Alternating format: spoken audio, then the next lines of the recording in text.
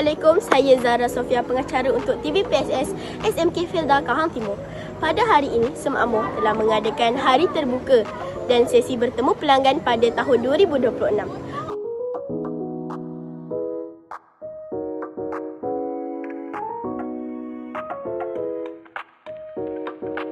Program ini melibatkan kehadiran ibu bapa dan penjaga bagi membincangkan prestasi akademik, sosial serta perkembangan murid bersama guru kelas dan guru mata pelajaran.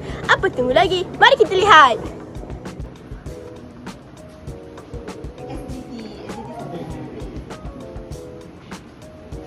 Mana-mana telah berlaku di sini. Keempat, meningkatkan pencapaian DSK yang diuruskan oleh PK Covid.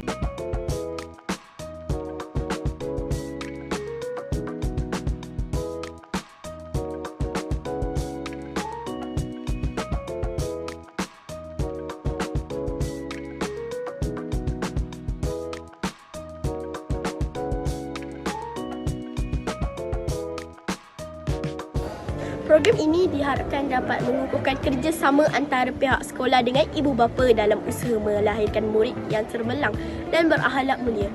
Terima kasih kepada semua ibu bapa dan penjaga yang telah hadir serta memberikan komitmen sepanjang program berlangsung. Sekian, terima kasih daripada saya. Tepat, telus dan terkini.